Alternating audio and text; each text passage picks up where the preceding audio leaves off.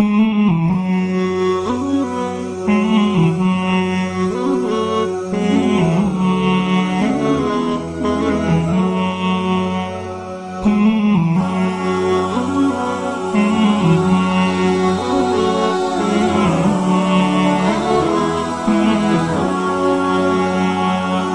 intervention risque de durer. Je suis quelqu'un qui parle beaucoup, mais je vais essayer de m'arrêter à 8h moins quart pour avoir une demi-heure, 45 minutes de questions. Je pense que ce qui est plus intéressant, c'est d'échanger. Et puis, je remercie notre frère qui m'a rappelé samedi au cours de la commission citoyenne. Je devais donner une conférence ce samedi, j'avais complètement oublié. Donc, j'ai préparé un peu, mais c'est vrai que c'est notre frère qui m'a rappelé qu'il y avait une conférence ce soir. Donc, première chose que j'aimerais vous dire, et puis je vais faire quand même un peu de publicité pour ceux que ça intéresse, l'Union des organisations musulmanes de Genève a créé une commission qui s'appelle la Commission contributive citoyenne. Et cette commission contributive citoyenne, elle va donner 10 leçons par an, reconductibles l'année prochaine peut-être, on verra, ça dépend des participants si ça leur plaît ou pas. Les échos que j'en ai, puisque je suis le formateur, c'est que ça plaît assez, que les gens sont contents. Et effectivement, vous pouvez vous inscrire à ces cours. Alors je sais que le samedi c'est particulier, mais il n'y a que les musulmans qui donnent les cours le samedi après-midi, puis des conférences le samedi soir. C'est étonnant, mais bon, c'est comme ça. Donc j'ai vu qu'il y avait sur le panneau ici des possibilités de s'inscrire, ça coûte 50 francs l'année, et c'est 4 cours de 4 heures, 10 cours de 4 heures. Donc on en a déjà eu 2. Le prochain, il aura lieu, Inch'Allah, le 16 samedi prochain, à la Maison des Associations, de 1h30 à... Donc, c'est aussi une manière de s'engager, de comprendre. Quand j'ai vu le thème, et que le thème il m'a été proposé il y a 6 mois, quel engagement politique, ça m'a fait un peu drôle de devoir parler de ça, parce qu'il y a 1 an et demi, le 12 mars 2016, j'avais donné une conférence ici, et le titre c'était l'engagement citoyen. Et je me suis dit, engagement citoyen, engagement politique, c'est pas la même chose. Politique, ça devient plus dangereux. Le mot devient plus dangereux, sachant qu'aujourd'hui, on a un grand souci. Tous les musulmans qui s'engagent dans le débat, ce que j'appelle les musulmans qu'on écoute et qu'on entend et qui ont des choses à dire. Je ne parle pas de nos frères qu'on convoque, qui parlent mal, qui ne sont pas clairs dans les propos, et qui en fait desservent plutôt l'islam que le servent. Quand vous avez des gens qui commencent à rentrer dans le débat, intelligemment, donc c'est un débat de valeurs, c'est un débat de droit, c'est un débat de sociologie, c'est un débat d'économie, c'est un débat de justice sociale, automatiquement ce débat devient politique. Surtout si vous êtes français. D'accord? On n'a pas en Suisse la même discrimination à l'emploi, à l'embauche qu'en France. Mais ça ne veut pas dire qu'on ne l'a pas. On l'a. Il est atténué. Il y a plus de droits qui vous protègent, il y a plus d'associations. Mais il existe. Et surtout, on n'a pas les mêmes débats. Pourquoi? Parce que le niveau économique de la Suisse par rapport à la France est un niveau plus élevé. Parce que l'intégration est plus facile. Et parce que la majorité des musulmans de Suisse ne sont pas des anciens colonisés. Ça vous change tout le rapport. 50% des musulmans en Suisse viennent des Balkans. Donc il y a une réalité déjà au niveau des chiffres. Mais ce qu'on a tendance aujourd'hui à dire au niveau des gens qui s'engagent, c'est de les considérer comme un islam politique. Et on dit c'est un islam politique, c'est un islam dangereux. Donc derrière le mot politique, il y a quelque chose qui n'est pas... Vous m'entendez pas ou... Non mais lui il n'entend pas, il faut... Tu veux, j'ai pas de produit pour nettoyer les oreilles, mais je vais parler plus fort. Vous entendez ou pas? Parce que je ne sais pas s'il y a le micro là. Ça c'est le micro pour la caméra. Est-ce que si je parle comme ça va mieux? Très bien, donc je vais parler plus fort, il n'y a pas de souci. Le quoi? Il y a le micro de la mosquée. Le micro de la mosquée. Le micro de la mosquée. Ouais. Ça, c'est un micro sous surveillance. Ah, je vais allumer la... Voilà. T'as le verre là? Donc, ce que je veux simplement dire, c'est que derrière ces désignations-là, il y a effectivement ce qu'aujourd'hui on va appeler l'islam politique. Et vous savez que c'est bien volontairement qu'on parle d'islam politique. Parce que ça veut tout dire quand vous dites islam politique. Quand vous dites islam politique, c'est-à-dire que vous dites un islam qui quitte le cadre de la laïcité. Parce que l'islam, dans la laïcité, devrait être un islam privé. Quand je dis privé, il n'a pas le droit de citer dans les revendications socio-économiques politiques. Et c'est très dangereux. Pourquoi? Parce que quand on dit politique, effectivement, on va commencer à vous articuler un discours qui n'a pas lieu d'être. L'État et la religion doivent être séparés, c'est le principe de la laïcité. Quand je vous dis ça, il faut aussi que nous, on fasse attention à deux choses. On n'est pas des imbéciles. Il n'y en a aucun, parmi nous je pense, ou aucun être humain au monde ne peut dissocier les valeurs auxquelles il croit de leur traduction dans la sphère publique. Aucun. Mais on apprend dans une démocratie que c'est la majorité qui l'emporte. Et quand on n'est pas majoritaire, suite à un vote, on doit s'incliner. C'est la première chose qu'on apprend. Ce que dans nos pays d'origine, excusez-moi, c'est pas très clair. C'est pas très clair. Ce que je veux dire par là, c'est que l'islam est une chaîne, c'est là, le premier maillon, la prière, le dernier maillon, la justice. Et pour nous, l'islam, c'est ça, c'est une chaîne. Vous ne pouvez pas la dissocier. Elle commence par mon effort individuel de prier, et sa demande ultime, c'est la justice pour tous. En ce sens, vous ne pouvez pas dissocier l'islam de la politique. Mais en revanche, vous pouvez, comme tout être intelligent, dire « Je ne demande pas un État islamique, je ne demande pas que tout le monde devienne musulman, j'ai jamais demandé ça. Je demande simplement que sur la base de ce que vous appelez un État de droit, vous appliquiez le droit que vous-même avez mis pour tout le monde.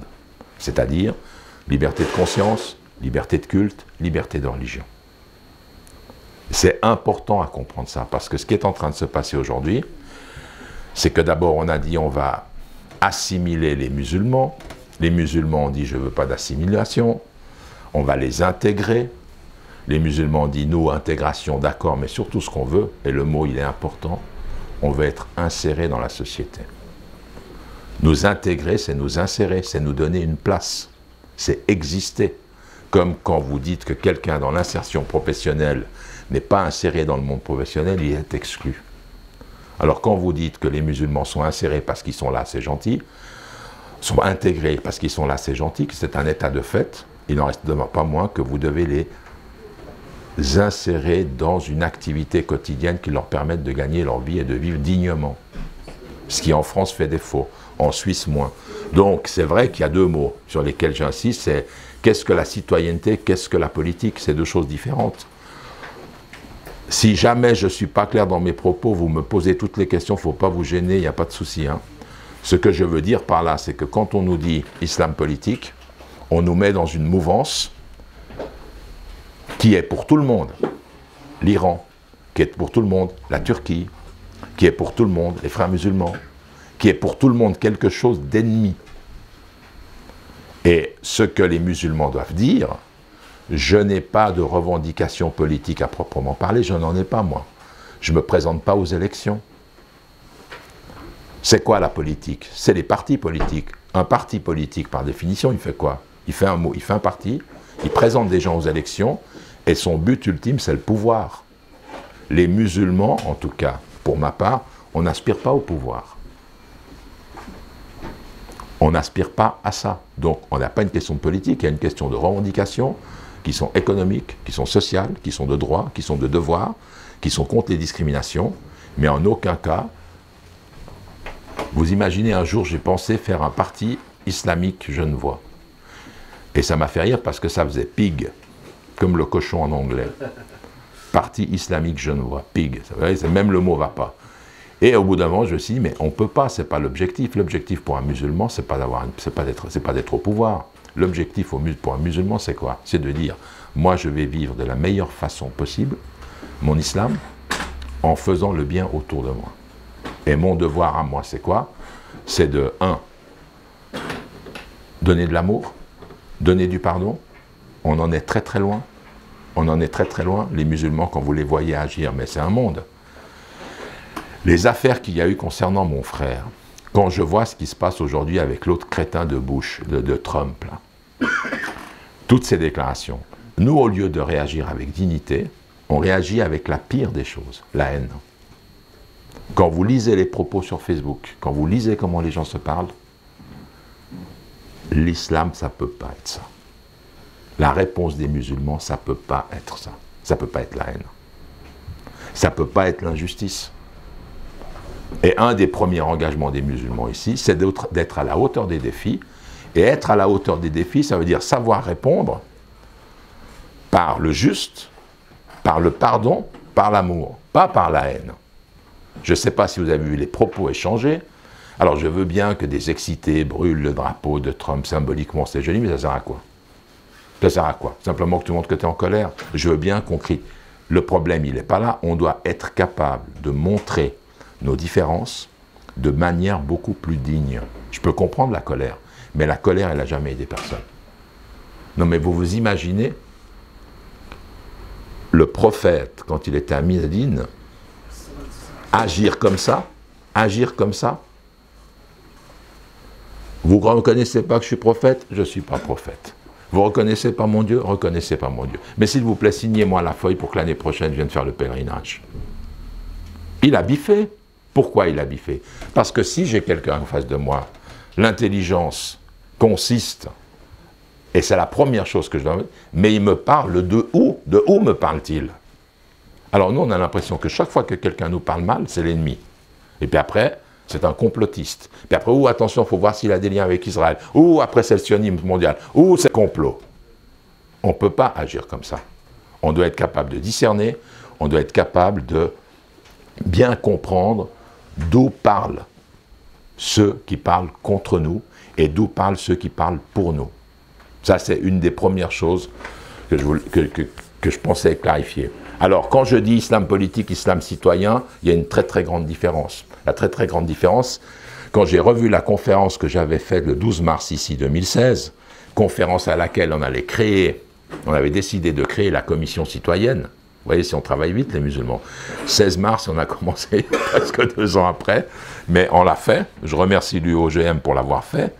J'avais déjà évoqué la réalité des chiffres. La réalité des chiffres, c'est parlant. 350 à 450 musulmans en Suisse. Il y a longtemps, quand moi je suis arrivé, on était à peine 20 000, 30 000. Aujourd'hui, c'est 450 000 personnes, 5,5% de la population, 141 000 musulmans sont suisses. Je vous parle des gens qui ont plus de 15 ans.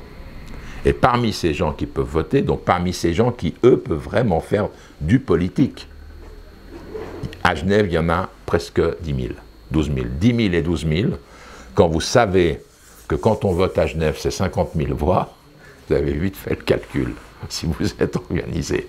C'est une petite... Je taquine un peu là, hein. Ce que je veux dire par là, c'est que les voix comptent. En France, 1 600 000 Français ont voté Hollande, et on fait passer Hollande devant Sarkozy. Ça a échappé à personne, ça. Hein. Ça a échappé à personne. Donc, ce que je veux dire, que la présence des musulmans, elle peut avoir un effet politique. Mais il est clair que ce n'est pas ce qui est visé. Ce qui est visé dans le discours, ça là, elle est toute seule, tout au bout, là. Alors, ce qui est visé ici, c'est qu'il y a une présence très très forte. Les gens disent 15 millions, 25 millions, 30 millions de musulmans en Europe. Il y a effectivement un relent. Il y a une présence musulmane en Europe qui s'affirme de plus en plus. On compte pas moins de 100 mosquées en Suisse. Donc c'est beaucoup. Et puis, une intégration qui se fait avec une deuxième génération qui, dans le fond, se passe bien. La deuxième génération qui est installée en Suisse se passe bien. Les gens ont relativement du travail. On a des discriminations comme par rapport au voile. Mais disons, c'est une présence forte. Et c'est une présence qui doit pouvoir s'exprimer. Et moi, j'avais à l'époque soulevé plusieurs points. Je vous avais dit que On a une nécessité de se défendre, ben bien sûr, parce qu'on est attaqué de partout. C'est une réalité. Il y a une nécessité de se désolidariser. On nous demande de solidariser. Vous savez, on doit dire c'est pas nous, hein, pas en notre nom. Tout ce qui se passe, c'est pas nous. Quand il y a un fou qui va abattre toute une école aux États-Unis, les chrétiens ils disent pas en notre nom. Ils disent rien, c'est un fou. Nous, quand c'est quelqu'un de musulman qui fait quelque chose, on doit montrer que c'est pas nous. Donc on doit toujours se justifier. Ça, c'est des réalités. On doit se justifier, on doit toujours se solidariser en condamnant, et puis il y a toujours cette nécessité de se défendre. Nous, on est confrontés à ça, c'est une vérité. Ensuite, il y avait des dangers que j'avais soulevés. Attention, il ne faut pas qu'on joue à la victimisation, parce que souvent les gens font la théorie de la victime. On est des victimes, on est des victimes. Et puis, il faut faire attention aussi, j'avais dit, à l'assimilation. On ne demande pas à être assimilé, on demande à être intégré. Et puis le mot que j'ai rajouté ici, c'est inséré. Ensuite, j'avais parlé des solutions et j'avais parlé de l'engagement citoyen et j'avais parlé de la commission. Ça, je l'ai déjà dit. Aujourd'hui, qu'est-ce que j'ai envie de vous dire par rapport... Alors, il y en a beaucoup qui n'étaient pas là le 16 mars, mais ce que je voulais vous dire, c'était distinguer engagement politique, engagement citoyen. Moi, ce qui m'intéresse aujourd'hui, c'est l'engagement citoyen. Et je ferai chaque fois une ouverture en disant que pour des jeunes ou pour des adultes qui ont le passeport suisse, eux, ils peuvent avoir un engagement politique. Mais un engagement politique au même titre qu'un Suisse non musulman a des engagements politiques, ce que j'appellerais moi des engagements civiques. Engagement civique, c'est quoi? Engagement civique, c'est peut-être adhérer à un monde associatif. C'est peut-être adhérer à un parti. C'est difficile quand vous commencez à réfléchir en Suisse à quel parti vous voulez adhérer. Parce que si vous posez la question, vous dites, mais de tous ces partis-là, quel est celui qui me semble le plus proche des musulmans? C'est une vraie question. Ou alors vous dites, tous ces partis ne vont pas, je fais le mien. Et là, vous rentrez dans quelque chose de dangereux. Parce que vous allez vous exprimer d'une certaine manière. Mais ce que je veux dire, c'est qu'on doit se poser cette question, si je suis un Suisse, comme moi, parce que moi je suis Suisse. Mais moi je suis Suisse de passeport, mais j'ai toujours dit que ma nationalité, c'est que je suis citoyen du monde. Je suis Suisse de passeport, mais tous les problèmes au niveau du monde m'intéressent. Je ne peux pas être sourd à ça. Mais en plus, j'ai une posture difficile, parce que j'ai l'histoire familiale, parce que je suis musulman comme vous, et quand je vois le monde musulman, quand je vois ce qui s'y passe, j'ai mal. Donc bien malgré moi, j'ai une conscience internationale. Je suis obligé. Je ne peux pas dire que les Rohingyas ne m'intéressent pas. Je ne peux pas dire ce qui se passe en Palestine ne m'intéresse pas. Je ne peux pas dire ce qui se passe en Turquie, ce qui se passe en Iran. Tout ça me touche. Pourquoi me touche? Parce que nom d'une pipe, quand je prie 5 fois par jour, en face de moi, il y a mon frère qui prie de l'autre côté. Et que c'est une omma qu'on aimerait. Elle est complètement éclatée, mais c'est une réalité. C'est-à-dire qu'un musulman, c'est pas évident, il doit se rendre compte qu'il ne parle pas que pour lui. Tout ce qui va toucher le monde musulman va l'affecter. Et en plus, c'est accentué, c'est stigmatisé par le monde des médias, par le monde de la presse. C'est comme si c'était des attaques contre vous, ou des souffrances contre vous. Et ça, c'est quelque chose où il faut apprendre à faire avec, il faut apprendre à prendre de la hauteur. C'est-à-dire que même si j'ai conscience de tout ça, je dois être capable, moi, de prendre de l'altitude.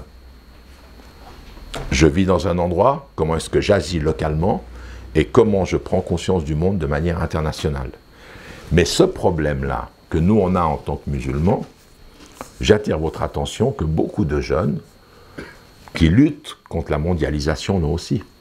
Aujourd'hui, leur problème à eux, quand vous avez des gens qui descendent, vous avez vu qu'il y a eu une manifestation cet après-midi pour la Palestine, mais il y a eu aussi une manifestation contre l'OMS.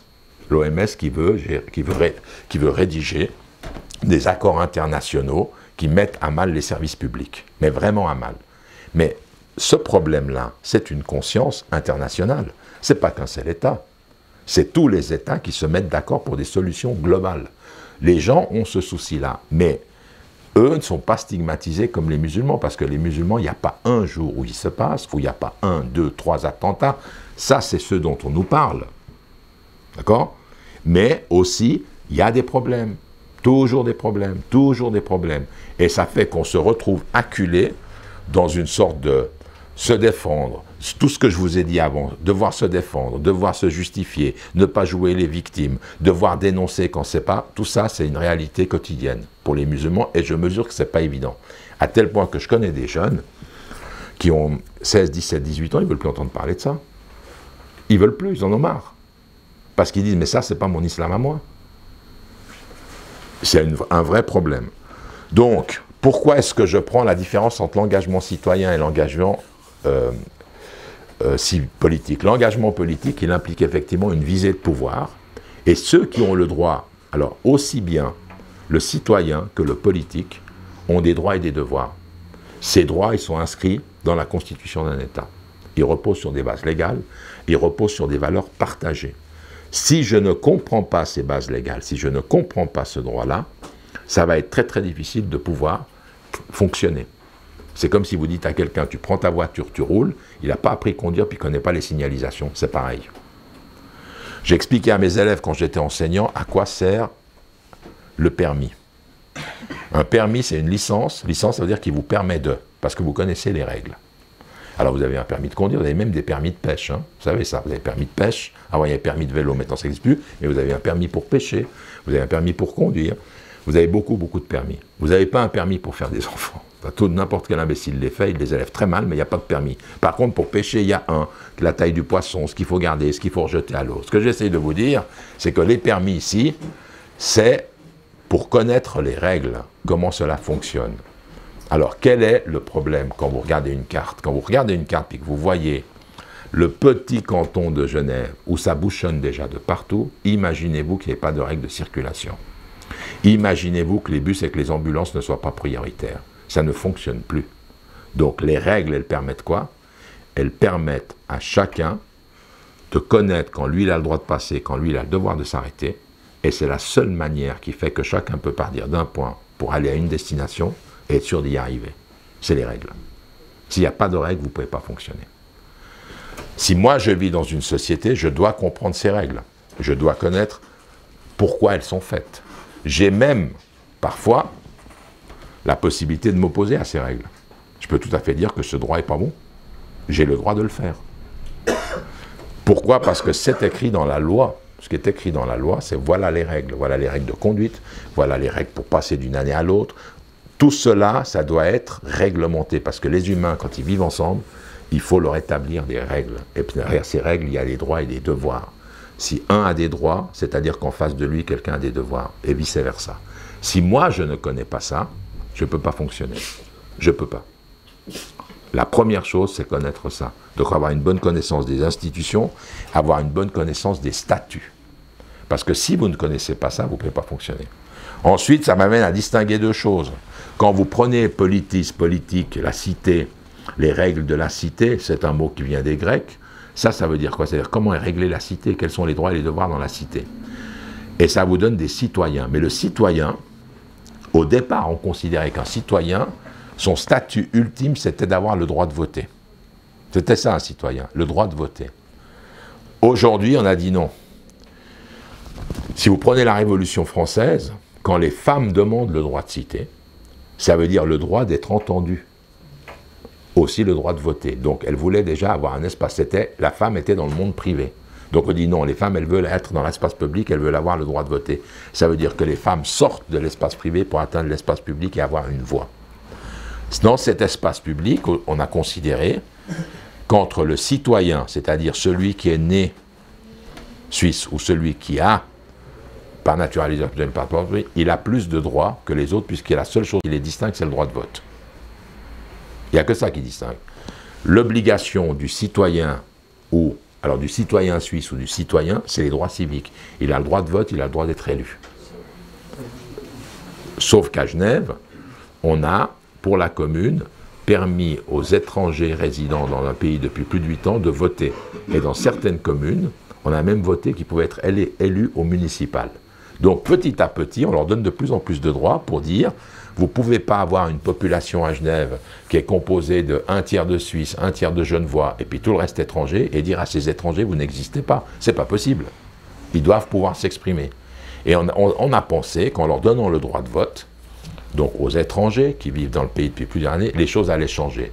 Puis on s'est rendu compte qu'ils étaient exactement comme les autres. Taux de participation nul, ils n'en fichent pas une, ils ne comprennent pas, ils ne s'expriment pas.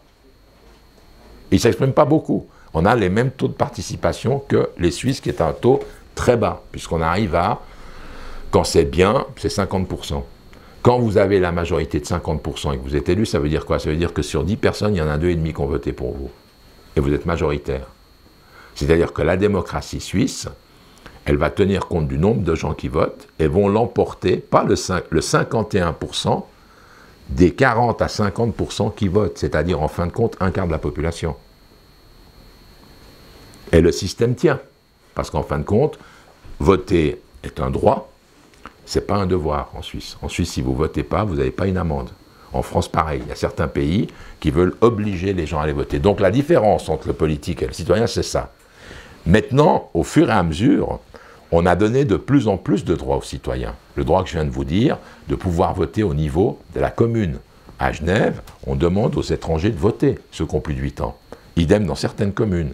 On peut leur demander même de se présenter pour être dans les conseils municipaux des communes. Donc on leur donne de plus en plus. Donc le droit des citoyens non suisses, il est en train d'évoluer. Et il évolue en fonction de la modification de la population. Parce que la population, je me rappelle, il y a quelques années, j'invitais souvent Antonio Odgers et Carole Hanncast. Donc Antonio Odgers, il est maintenant conseiller d'État. Et puis Carole Hanncast est chef du Parti Socialiste. Je les invitais parce qu'ils avaient lancé il y a 20 ans l'initiative J'y vis, j'y vote. Leur idée, c'était de dire, là où je vis, j'ai le droit de voter. Et pour les Français, rappelez-vous que c'était une promesse de Mitterrand. Après, ça a été une promesse de Hollande. Et il ne l'a jamais appliquée. Parce que les gens disent, non mais attendez, vous ne pouvez pas faire voter les étrangers comme ça va totalement modifier les élections. Ce qui n'était pas vrai, ce qui n'est pas vrai par rapport à la Suisse. Donc je dis au niveau de l'engagement politique, c'est une chose. Donc si vous prenez un musulman suisse qui lui veut entrer dans un parti politique, ce qui va lui appartenir, c'est de dire, ben voilà, les partis politiques en Suisse, j'ai toute une palette, ça va de l'extrême droite, l'UDC, jusqu'à l'extrême gauche, à Genève, vous avez le centre, qui serait le PDC, un peu le Parti Socialiste, vous avez les écologiques, et au bout d'un moment, vous dites, ben, dans quel parti j'adhère? Rien vous interdit de le faire, rien. Du moment qu'un parti va défendre les idées que vous pensez être justes. Si vous prenez au niveau de l'économie, eh ben c'est intéressant de se poser les questions. Est-ce que moi, en tant que musulman, je peux être un libéral? C'est une vraie question. Est-ce que moi, en tant que musulman, je peux permettre que l'argent fasse ce qu'il veut? Donner le plein pouvoir à l'argent. Est-ce que moi, en tant que musulman, je dois admettre que l'État doit intervenir plus? Est-ce que moi, en tant que musulman, je dois admettre que, oui, moi, en tant que musulman, honnêtement, franco, vous me disiez à qui tu votais pour la France? Moi, je votais pour Hamon. Je votais pour Hamon. Et je votais pour Hamon sur deux choses. Première chose, je votais pour lui parce qu'il dit, il faut un revenu universel à tout le monde. Et moi, je pense que ça, c'est la grande idée de ce siècle-là. Je pense que, oui, des gens qui ne peuvent pas travailler parce que la société les exclut doivent recevoir un salaire. Oui, ils doivent vivre dignement. Et puis, je pense effectivement que le grand défi, c'est la transformation vers la protection de l'environnement, qui pour nous, musulmans, est un devoir. Pour nous, musulmans, protéger la nature, protéger l'environnement, c'est un devoir. On ne plaisante pas avec ça. Donc, j'aurais voté pour lui. Alors maintenant, il est passé ce qui est passé, mais pourquoi j'aurais voté pour lui? Parce que derrière ces deux idées, il y a quelque chose que moi je considère comme fondamentalement musulman. Je pense que quand quelqu'un dit à un autre, dans cette société où tu as des gens qui gagnent tellement, mais vous vous rendez compte, 1% de la population aux États-Unis, 1% détient 95% des richesses américaines. Est-ce que vous imaginez ce que ça veut dire? 1% détient 90%. Ça veut dire plus que ça. Ça veut dire quoi? Ça veut dire que ces riches-là, ils détiennent tout. Puis la seule chose que tout le peuple américain, avec un président complètement tablard, ça veut dire un peu taré, le peuple américain, lui, il a la dette. Vous avez des riches, puis le peuple américain, il a la dette américaine. On dit, mais toi, tu as la dette, toi, tu rembourses la dette. Donc, tant que tu n'auras pas remboursé la dette, tu n'auras pas le droit à l'argent. C'est-à-dire que la dette, elle est publique, elle appartient au peuple, c'est lui qui la paye. Et puis, depuis 20 ans, jamais les riches ne se sont enrichis autant. Jamais. Blocher, il y a 15 ans, il avait 2 milliards. Il y a 15 ans. Il était conseiller d'État. Aujourd'hui, il en a 13. En 2008 et maintenant, on était dans la crise. Et vous vous posez la question, mais comment est-ce que ces gens font, honnêtement, alors que tout le monde est en crise, alors qu'on vous dit qu'il n'y a pas d'argent? On vous dit, on n'a pas d'argent pour payer les retraites. On n'a pas d'argent pour ouvrir plus d'écoles. On n'a pas d'argent à l'hôpital de Genève pour avoir plus d'infirmières parce qu'elles galèrent. Vous demandez aux infirmières de l'hôpital, vous demandez aux assistants sociaux à Genève, ça devient impossible de travailler. Il y a trop, elles n'en peuvent plus, elles font des burn-out, elles arrêtent. On a mis en place l'IMAD, les soins à domicile. Une infirmière me dit, j'ai 6 minutes pour aller piquer une vieille. Je rentre, je la déshabille, je la pique, je la rhabille et je pars. Je ne peux même pas discuter avec elle. Et cette vieille femme, je suis peut-être la seule personne que l'on a vue dans la semaine. C'est inhumain. Il faut donner du temps. Et vous vous dites, eh ben voilà, on en est là, il n'y a plus d'argent. On va voter un budget à Genève en rouge. Et puis vous regardez les grandes fortunes, puis vous dites, mais c'est pas possible. Comment se fait-il que quelqu'un vous dise, moi en un an, mon profit a augmenté de 10%, puis à côté l'État vous dit, nous en un an, le profit de tout l'État, il a augmenté de 1,5%. Il y a quelque chose qui cloche là, non? Un tout seul il fait 10, puis tout le monde fait 1,5. Elle est où la justice? Donc en fait, pourquoi je vous dis tout ça? Parce que derrière les chiffres d'écart et l'économie, moi en tant que musulman, je dois me poser des questions. Si je veux m'insérer politiquement, j'ai qu'une seule possibilité, ou alors je décide de faire mon parti politique et j'assume. Moi je trouve que c'est une très très mauvaise idée, parce que les musulmans sont minoritaires, ils n'ont pas à faire valoir le pouvoir, parce que ça voudrait dire qu'ils veulent le pouvoir. Soit je dis, je rentre dans un parti qui correspond aux idées que moi je défends. Et on a des frères et des sœurs qui rentrent, qui sont dans les partis, hein. On en a. Alors étonnamment, on a des frères et des sœurs qui sont chez les libéraux, j'en connais quelques-uns, je ne comprends rien du tout, mais ils sont chez les libéraux. On a qui sont à l'extrême gauche, donc ils travaillent avec des gens qui disent Dieu n'existe pas, mais il faut la justice sociale. On a de tout. C'est un choix personnel au niveau politique. Au niveau du citoyen, c'est autre chose, parce qu'au niveau du citoyen, on a la possibilité d'agir, on n'est pas forcément suisse, mais on a beaucoup de droits, et on a beaucoup de devoirs. Quels sont les 3 devoirs d'un citoyen suisse musulman ou d'un musulman qui réside en Suisse? Il y en a 3. Le premier devoir d'un citoyen suisse, pardon, pas suisse, c'est de servir le pays. Donc, un citoyen suisse musulman, il doit faire l'armée. Premier devoir, dans la Constitution.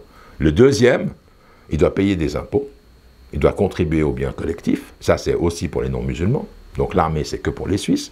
Pour les non-musulmans, c'est, comme le Suisse, payer des impôts. Puis le troisième, il a un devoir d'aller à l'école. C'est un devoir, il ne peut pas dire « j'y vais pas ». Si vous êtes dans la scolarité obligatoire et que vous n'allez pas à l'école, la police vient vous chercher et vous y emmène.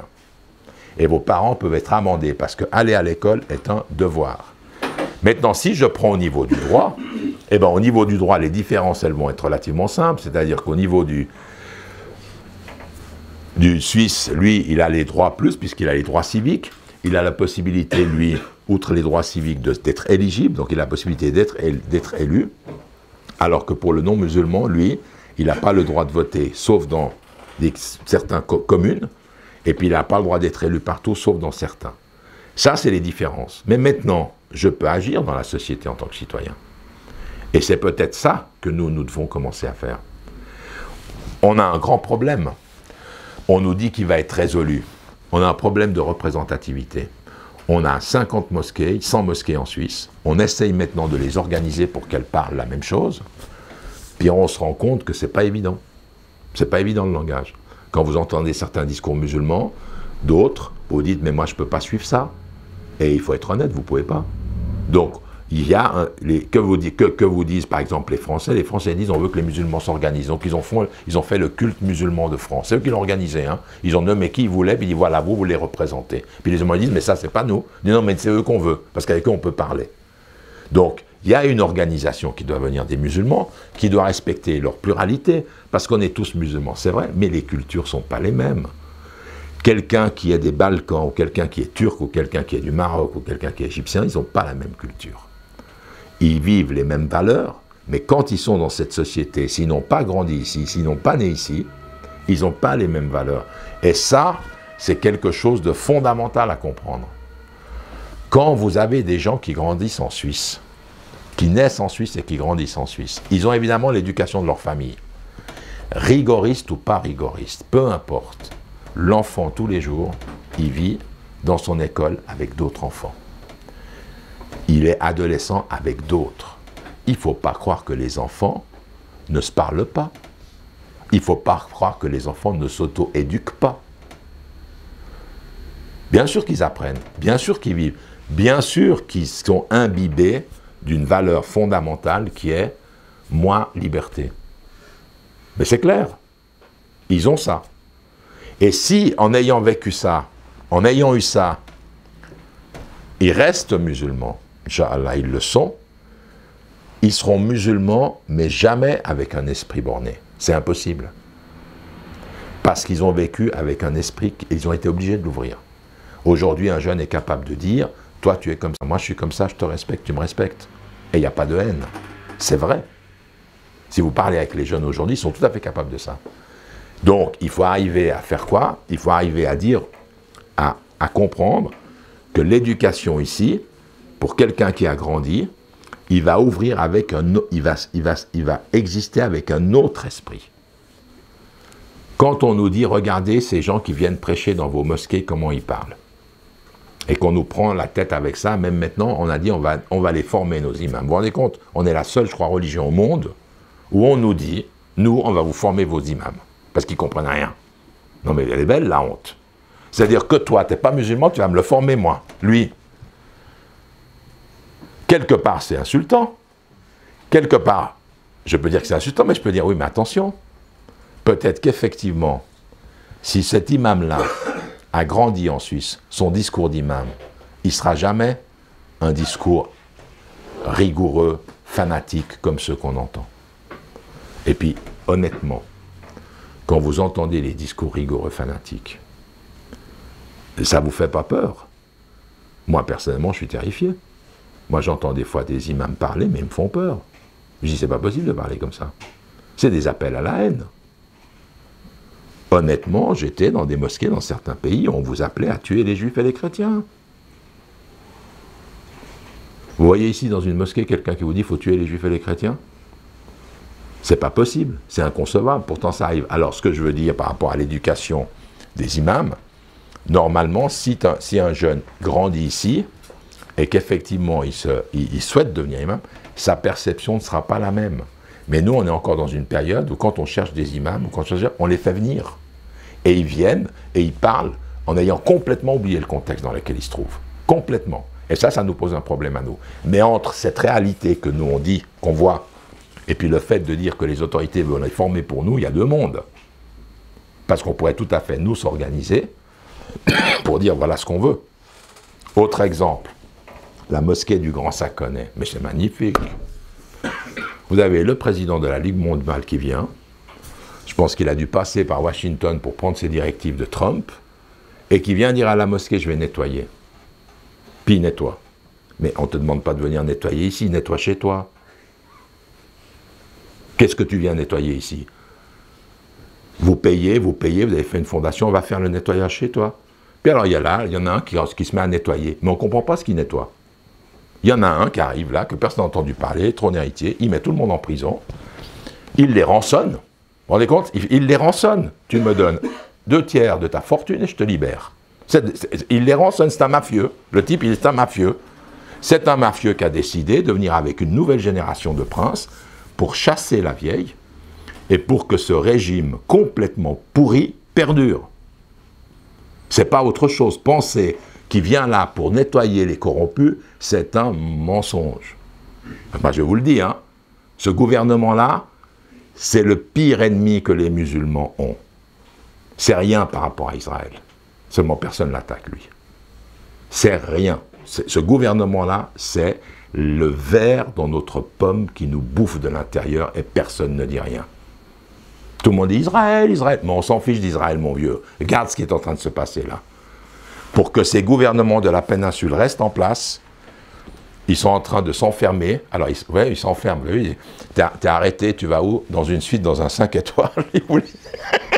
C'est pas les frères musulmans en Égypte, ils vont pas dans un 5 étoiles. Eux, ils vont croupir, mourir, et ils sont malades. Les gens sont en train de mourir de maladies dans les prisons égyptiennes. Là, on les enferme, et après on les rançonne. Et on dit à la face du monde, le gouvernement saoudien lutte contre la corruption du pays. Le gouvernement saoudien, dans son budget 2016, annonce qu'il a un déficit de 80 milliards de dollars. Drame. C'est un drame pour l'Arabie saoudite. Mais honnêtement, vous prenez 3 princes, vous les avez. Franchement, ils sont 3600. T'en arrêtes 3, tu dis payez la dette. Ils l'ont. Ils ne sont jamais classés dans les 300 plus riches. Jamais. Et on vous fait sortir un espèce de petit diablotin, là, qui va nettoyer le pays. Il en enferme 200. Il commence à leur dire tu payes, tu pars, tu payes, tu pars, tu payes, tu pars. Donc, son objectif, c'est de gagner 100 milliards de dollars. D'accord? Mais à votre avis, cette famille royale, depuis 40, 50, 60 ans, elle a volé combien? Combien cette famille royale a-t-elle d'argent en Suisse? Mais on n'ose même pas imaginer le chiffre. Si vous dites que Moubarak, il a 80 millions. Le petit Moubarak, lui, il a volé que 100 milliards à son pays. Kadhafi, il a 120 milliards dans le monde, on ne sait pas où il est. Le fils qui sait quels sont les codes, visiblement, lui, il n'a pas été tué, il se promène là, le dernier fils. Mais vous vous dites, attendez, franchement, ça c'est nos dirigeants d'origine. Moi, c'est mon pays, l'Égypte, c'est mon pays d'origine. Mais c'est quoi ce folklore? C'est quoi ce folklore? Quand vous regardez l'Arabie saoudite, quand vous regardez les Émirats arabes unis, le plus grand bordel du monde, je vous assure, le nombre de prostituées, elles sont dans tous les hôtels. C'est la fête, on boit de l'alcool, on fait tout, et vous vous dites que ce pays-là, c'est une monarchie que nous, on doit respecter. Le Qatar. Oh, le Qatar. Alors là, on ne comprend plus rien. Il a fait le Gazira, il a donné des libertés, il a donné la parole aux musulmans, plus que les autres, il a donné une radio libre, et puis maintenant, on le punit. Tu soutiens les terroristes. Ça, c'est le Qatar. Mais le Qatar, il ne faut pas croire que c'est tout rose. Il y a des nuances par rapport au Qatar, mais c'est vrai que quand le Qatar fait la télévision à Al Jazeera, il y a une vingtaine d'années, c'est un contrat qu'il a. Vous n'insultez pas la famille royale. Je vous donne un peu d'argent, vous faites votre télévision. La télévision marche extrêmement bien. Puis au bout d'un moment, la télévision, évidemment, elle a des propos pro-frères musulmans. Puis quand on commence à laisser Kardawi parler, alors là, Kardawi, 150 millions d'auditeurs, l'islam que je te donne, tac, tac, tac, tac, tac, les gens disent, il est fou, il est fou Kardawi. Et qui dit il est fou? Le monde occidental. Il justifie les attentats en Israël, il est contre les tours aux États-Unis, mais il parle d'un islam ouvert. Et là, on est en train de dire maintenant que le Qatar a soutenu, donc on l'isole. On isole le Qatar. Et vous pensez honnêtement que Trump, tout Trump qu'il est, aurait pu annoncer il y a 3 jours qu'il allait changer la capitale sans avoir parlé avec les Saoudiens? Franchement, on nous prend pour des imbéciles ou quoi? Il vient comme ça, puis il dit, j'ai dit ni à l'Égypte, ni à tous ces pays, je leur dis juste comme ça, maintenant que... Mais ils se sont mis d'accord depuis longtemps. Et tout ce changement qu'il y a en Arabie Saoudite, donc là je m'égare, je reviens à mes moutons, excusez-moi, mais ça m'énerve. Vous avez compris? Ça m'énerve parce que quelque part, on est en train, franchement, de nous manipuler de tous côtés. Et nos ennemis, à moi, quand je dis, pour un musulman, dans le Coran, purifier la Mecque et ses alentours.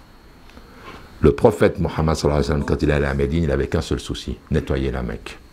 Et peut-être que nous tous ici, on devrait se rappeler de ça. C'est que nous, notre combat, comment vous faites pour prier 5 fois par jour dans un lieu détenu par un gouvernement immonde? Qu'est-ce que vous croyez à quoi? Que la Mecque, elle est toute seule? C'est grave. Et puis peut-être qu'un jour, quand certains musulmans commenceront sérieusement à dire « ce gouvernement saoudien, c'est le début de toutes nos plaies, de toutes nos plaies ». Imaginez-vous un gouvernement musulman là-bas, vraiment.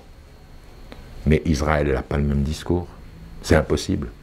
Un musulman, un État qui représente 1,5 milliard d'âmes, qu'est-ce qu'il dit? Il dit, mais on ne va même pas se battre.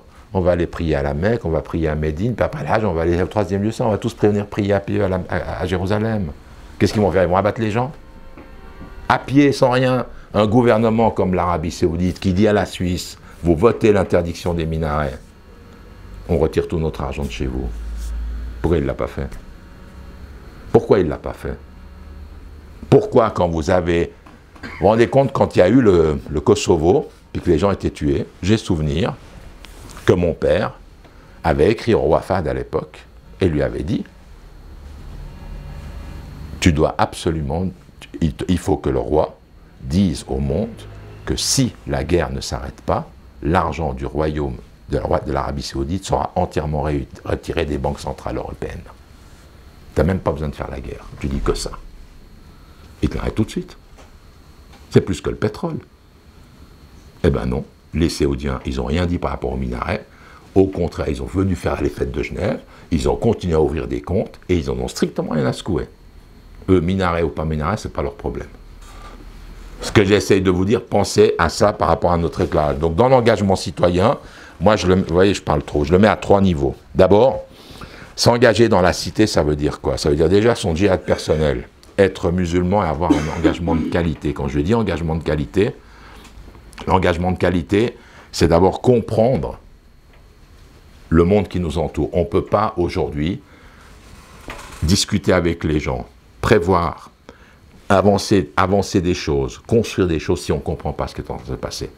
Et surtout, on doit comprendre une chose, que le fait qu'on vive en Suisse, nous, c'est quelque chose de fondamental parce que l'obligation, pour nous, on ne vit pas contre les autres. Notre obligation à nous, c'est de vivre avec. Et vivre avec, c'est toute la différence. Vous pouvez facilement éduquer quelqu'un contre la haine de l'autre. Sa haine, elle va lui donner une identité qui est la haine de l'autre. Mais sa propre identité à lui, c'est que c'est un guerrier. Mais quand vous grandissez avec des autres, où vous comprenez qu'ils ne sont pas méchants, qui ne sont pas forcés, qui n'ont pas la haine. Moi, quand j'étais dans les écoles, qu'est-ce que j'ai vu? Je voyais des filles voilées, des filles pas voilées, des filles habillées un peu comme ci, des garçons habillés un peu comme ça, mais il n'y avait pas de haine entre eux. Ces enfants, ils s'aimaient. C'est quand nous, on leur distille la haine. Mais ces enfants, ils n'ont pas ce problème-là. Un enfant, un adolescent, quand il voit une prof voilée ou pas, il se fiche du voile de la prof si elle est bien. Par contre, si elle n'est pas bien, aussi pour celle qui est voilée que celle qui ne l'a pas, il vous le dit. Un adolescent, il reconnaît tout de suite la valeur d'un prof. Donc ce que je veux dire par là, c'est que nous, on se laisse avoir dans des pièges qui, quelque part, ne nous donnent pas, ne nous permettent pas de sortir de contre. On doit, nous, être avec. Et ça, c'est le plus dur. À mon avis, le djihad le plus dur, c'est de pouvoir dire aux gens, je ne pense pas comme toi tu penses ça, toi tu penses ça, on doit se mettre d'accord sur certaines valeurs et on doit construire ensemble. Ça, c'est ce que nous demande la société ici. Pas les gens contre. Les gens, alors pourquoi je vous dis ça?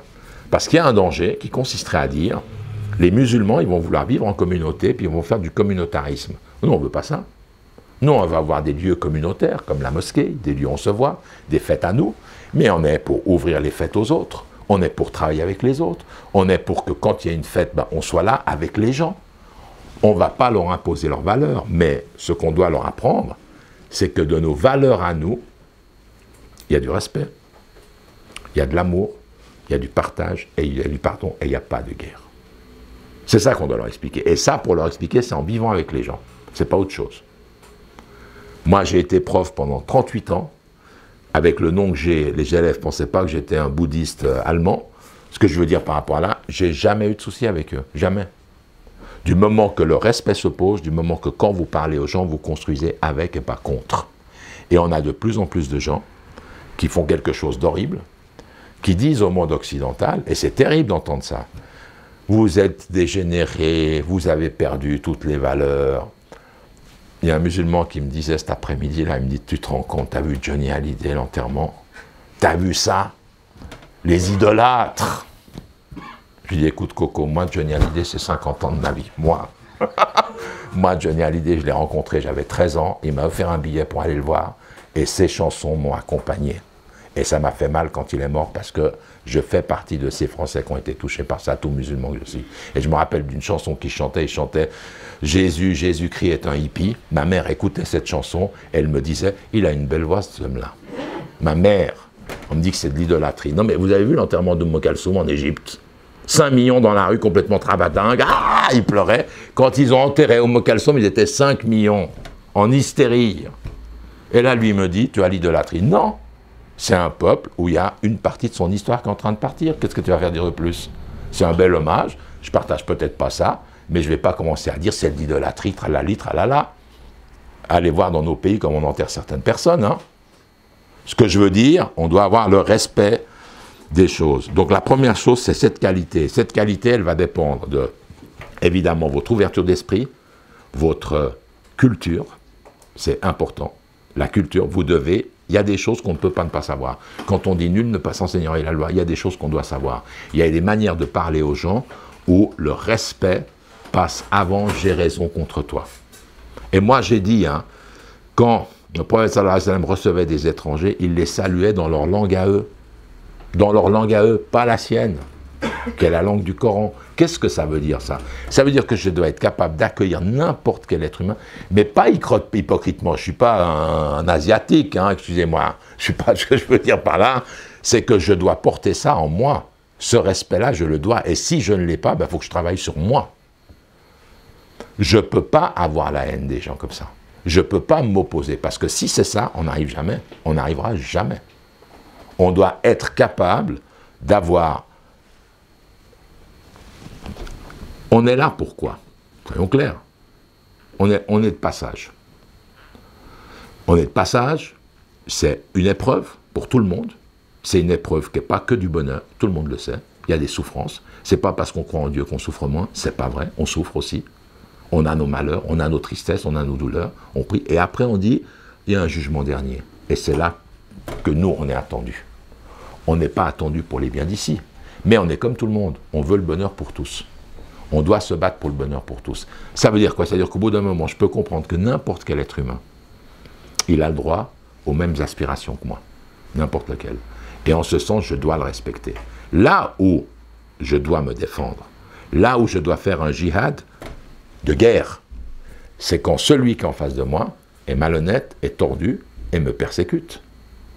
Et me persécute. Là, c'est autre chose. Quand il me persécute, quand il commet l'injustice, je n'ai pas à accepter l'injustice. Ça, c'est clair.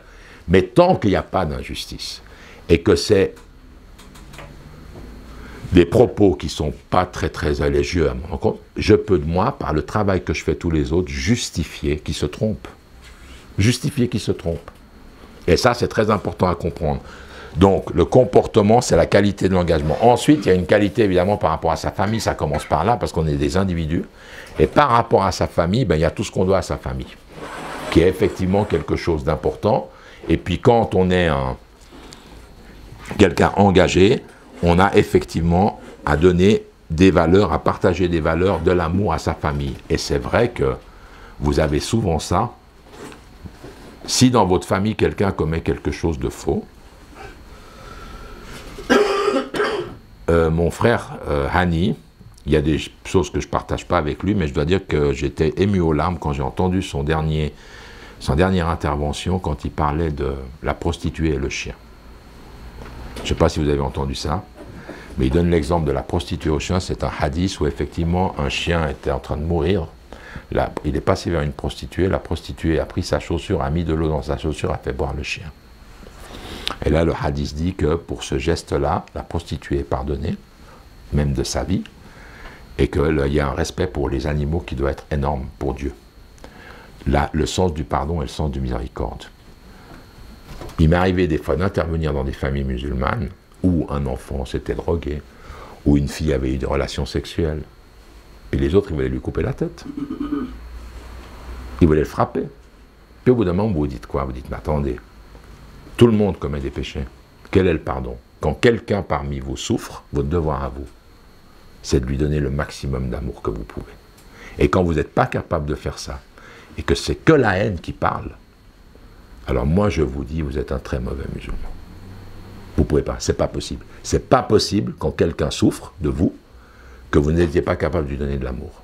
Et que vous pensez que c'est un prix à payer, vous êtes le juge, le tribunal, le procureur, vous exécutez. Il y a des femmes à qui on coupe la tête dans certains pays, on appelle ça le prix du sang. Mais c'est une honte. Il n'y a pas un jeune d'ici qui va accepter ça. Mais c'est une honte. Comme le prophète, sallallahu alayhi wa sallam, n'acceptait pas qu'on enterre les filles quand c'était une première. C'est pas possible. Ce que je veux dire, c'est que nous, dans cet engagement, on doit être à la hauteur de la dignité.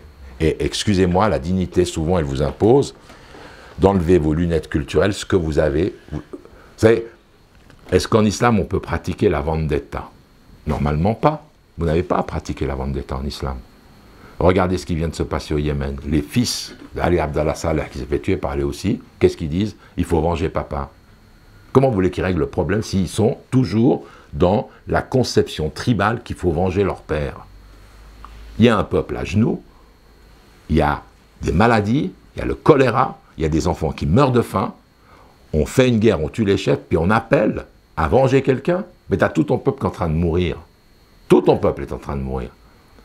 Et je vous dis même pas que c'est de la faute de qui, hein. Regardez du côté de l'Arabie Saoudite et l'Amérique, vous allez tout comprendre. Donc il y a sa famille, il y a le proche entourage. Effectivement, quand je dis proche entourage, c'est quoi? C'est que si vous vivez dans un immeuble, le rapport aux voisins, c'est important. Le rapport aux voisins était tellement mauvais à Genève qu'ils ont décidé de faire la fête des voisins pour que les gens descendent dans la rue, mangent une fois ensemble. Quand j'habitais à la Jonction, en dessous de chez moi, il y avait un homme qui était complètement ivre et qui tapait sa femme. Et on entendait la femme hurler. Moi, je m'habille, je descends, je sonne à la porte, ça ne répond pas. J'ai dit, je vais appeler la police. J'ai appelé la police parce que je l'entendais hurler. Non-assistance à personne en danger, c'est simple, hein, c'est la loi. Vous entendez quelqu'un qui hurle, vous appelez. Moi, je voulais intervenir. La porte s'ouvre, la femme sort, puis le mari la tenait comme ça, elle la tapait. Je me mets entre les deux, puis je dis, ça suffit. La femme me regarde, elle me dit, toi le bougnoul, de quoi tu te mêles? Je vous jure. Toi, je dis, ah bon, je vais vous laisser entre vous. Je me prends une prune, je les sépare, et je lui dis, il devait être dans un état pas possible. La police arrive, mais la femme a déposé plainte contre moi. Donc, elle dépose plainte, 3 jours après, je recroise la femme, et là, elle s'excuse parce qu'elle était ivre. Ils étaient les deux ivres. Qu'elle me remerciait d'être intervenue, etc. Quand vous vivez dans un immeuble où il y a des vieilles personnes, une fois, je vais pour demander du sel. Je frappe et j'ai dit, j'aimerais, parce que j'avais oublié le sel, du sel, hein, et tout le magasin était fermé. Je frappe et la dame me dit, je lui dis, c'est votre voisin. Elle me dit, j'ai pas de voisin. Vous vous rendez compte? Pourquoi je vous dis ça? Parce qu'on devrait connaître ses voisins. On devrait, vous savez, il y a des gens qui, quand ils arrivent dans un endroit, ils invitent tout le monde, tout l'immeuble, pour venir manger une fois avec eux. Et ils se connaissent. Je connais même des gens qui ont fait des trucs magnifiques, c'est-à-dire que dans tout un immeuble, ils ont fait un WhatsApp de tout l'immeuble. Et dans ce WhatsApp de tout l'immeuble, regardez comme c'est incroyable, c'est une petite chose. Vous savez qui a la machine pour faire les crêpes, qui a la machine pour faire la fondue, qui a un fer repassé spécial. Ils ont tout listé. Et au lieu d'aller acheter, ils se les prêtent. Vous voyez le dire? Ils ont fait en fait une liste de tout le matériel qui pouvait se prêter au cas où il y avait un besoin. Mais c'est magnifique. Et moi, ma femme, elle a la liste. Bon, on fait une crêpe, ok, je demande à tac, tac, tac, qu'est-ce qu'à la crêpe? Est-ce que je peux venir chercher ta machine? Oui, vous prenez la machine, vous la rentrez propre, puis c'est fini. Vous achetez pas la machine. Ça, c'est de la solidarité, de la vraie, au niveau d'un immeuble. Et ça, c'est quelque chose que nous, au niveau des gens, il faut ça, pas simplement qu'ils comprennent le musulman, mais il faut arriver à être chaleureux, à être convivial, à partager avec eux. Donc déjà dans le voisinage. Ça, c'est important. Puis on a aussi des choses aussi importantes, c'est quand on regarde avec les nouveaux musulmans qui arrivent, souvent on doit leur dire, ils ont besoin d'être accompagnés, ils ne savent pas. Il n'y a rien de plus agréable pour quelqu'un qui vient de s'installer, d'avoir quelqu'un qui connaît et qui aide. Moi, je pense notamment à l'école. Quand vous avez des parents qui viennent s'installer, eh ben, ils vont tout de suite être confrontés à l'enfant qui va à l'école, puis ils ne comprennent rien. Et il faut effectivement qu'un temps, quelqu'un prenne le temps, et ça c'est de l'engagement citoyen, de leur expliquer, d'accompagner, d'expliquer les règlements, d'expliquer les lois, de partager. Ça c'est important. Au niveau de sa commune, eh ben, alors, je vous ai dit, si on est suisse, on peut déjà rentrer dans un parti politique. Si on aime de la politique, on peut se présenter en tant que candidat. Mais il y a aussi des associations au niveau des communes. Et chose qui a changé depuis 20 ans, c'est qu'effectivement, depuis 20 ans, on constate que le monde associatif est un monde qui bouge. Et qui bouge beaucoup. Et ce monde associatif-là, c'est quoi? C'est des gens qui vous disent, les politiciens, on ne peut pas les croire, c'est tous des menteurs. Dès qu'ils arrivent là, ils oublient tout.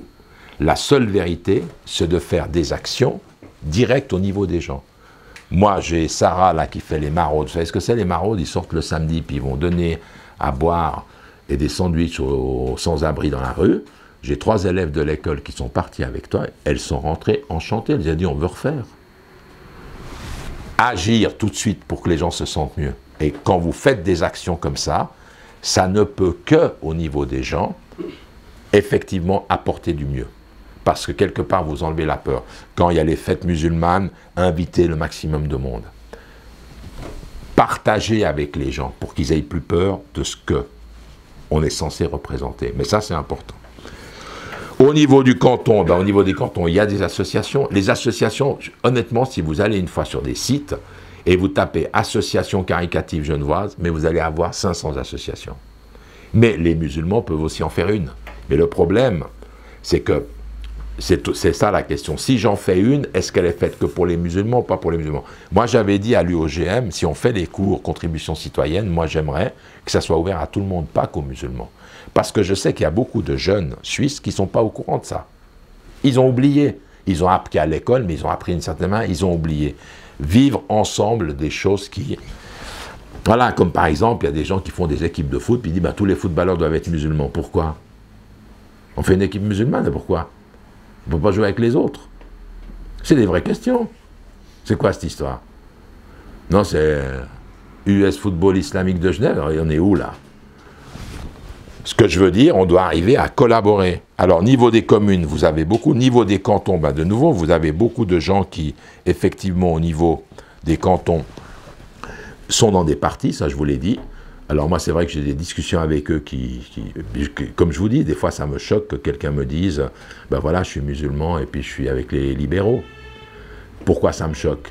Parce que quand je regarde le monde musulman, je mesure à quel point, quand on prend les organisations musulmanes, ou même les frères musulmans, ou même la Turquie, on se dit « mais attendez, quel modèle économique vous voulez pour les musulmans? C'est lequel ?» C'est une vraie question. Est-ce que votre modèle, il va reposer sur l'économie, sur l'intérêt? Est-ce que votre modèle bancaire, il va reposer sur le même que le monde occidental? Vous ne trompez pas l'Arabie Saoudite. Tout cet argent, il est géré par les plus grands capitalistes du monde.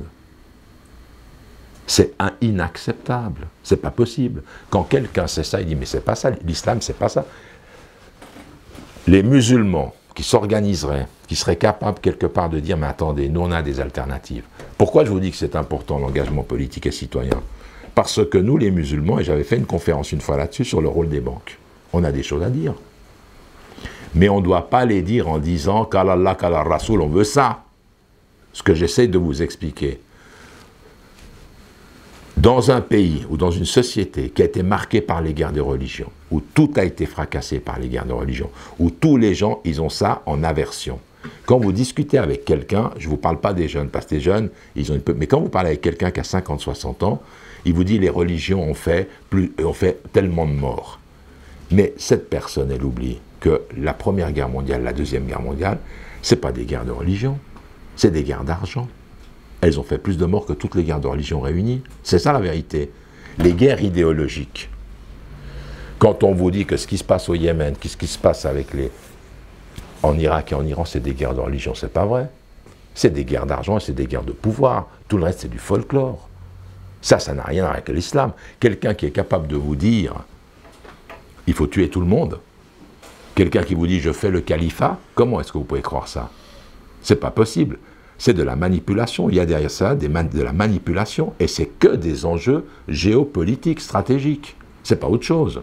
Si vous croyez que c'est autre chose, c'est pour ça que les jeunes qui partent là-bas, quelque part, ils sont manipulés. Vous vous rendez compte que moi, on m'a raconté l'histoire de jeunes qui étaient partis de France. Ils sont allés en Turquie, ils ont été séparés en Turquie, ils se sont retrouvés en Irak, et ils se sont aperçus qu'ils se tiraient dessus. Vous vous rendez compte? Ils se tiraient dessus. Ils partent du même village, du même quartier, pour se retrouver l'un en face de l'autre sans rien comprendre à ce qui leur arrivait. C'est de la folie. C'est pas autre chose. On manipule les gens. Vous ne pouvez pas dire que c'est autre chose. C'est de la manipulation, c'est pas acceptable. Au bout d'un moment, il faut avoir quand même l'intelligence des choses. Maintenant, au niveau fédéral, si les musulmans étaient organisés, vraiment, ben, il y a des tas de choses à faire. Et ça, je vais être un peu poussé, c'est pas politique. Mais quand on sait qu'à Genève, on peut faire des initiatives. Vous réunissez 7500 signatures, vous faites voter le peuple. Vous réunissez 100 000 signatures au niveau suisse, vous faites voter le peuple. Les musulmans, ils sont 140 000. Réunir 100 000 signatures, c'est une affaire de 2 mois, s'ils sont organisés. Ils peuvent demander des votes, ils peuvent faire des propositions. Donc, sans vraiment dire aux gens, nous, on veut accéder à la politique, on peut nous apporter des solutions. Quand, par exemple, des jeunes se mobilisent pour dire, on veut défendre la souveraineté alimentaire, on veut que les multinationales soient taxées, ils le font, les jeunes. Ils font récolte des signatures, puis ils vont voter le peuple. Alors, on sait qu'une initiative sur 10 passe, toutes les autres, elles échouent. Mais ils essayent. Le seul pays au monde à avoir voté pour maintenir l'armée, c'est les Suisses. Moi, je me rappelle, c'était en 1986 ou en 1996, il y a un groupe qui s'appelle Une Suisse sans armée. Ils ont récolté les signatures. C'était le seul pays au monde où on votait pour arrêter l'armée. Et vous vous rendez compte qu'ils ont fait 36% des oui, ce qui a obligé les militaires à tout modifier. Et le temps, et ils sont même allés à dire, très bien, si tu ne veux pas faire l'armée, tu peux faire le service civil. Avant, tu faisais l'armée obligatoire. Donc, quand vous faites marcher la démocratie, même si elle marche lentement, il faut savoir qu'en Suisse, pour que les femmes obtiennent le droit de vote, il a fallu 7 votations. 7. 111 ans. Vous vous rendez compte, 111 ans pour qu'en Suisse, les femmes obtiennent le droit de vote en 1971. Le dernier pays suisse. Ouh. Et puis c'est même pas vrai ce que je vous dis, parce qu'il y avait toujours les Appenzellois qui n'avaient pas donné aux femmes. Et vous vous rendez compte que quand ils ont fait voter les Appenzellois, pour le droit des femmes, vous savez que les Appenzellois, ils font la Landsgemeinde, ils se réunissent sur une place et ils votent à main levée. Alors on compte plus ou moins. Mais ça, ça se fait encore maintenant. Quand ils ont fait la Landsgemeinde, les femmes ont voté contre le fait de pouvoir voter. Alors là, Berne s'est énervé, mais vraiment énervé, a dit c'est anticonstitutionnel, ce vote est annulé. Les femmes votent. Parce que le droit fédéral est supérieur au droit cantonal. Donc ils ont dit si les femmes ne veulent pas voter, eh bien c'est exclu.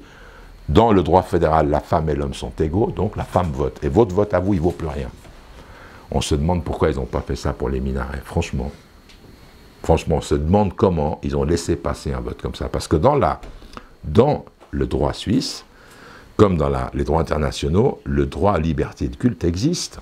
Donc on peut très bien comprendre qu'ils disent, vous faites un minaret, mais vous ne faites pas l'appel à la prière, parce que ça va déranger les gens. Moi, je peux comprendre ça.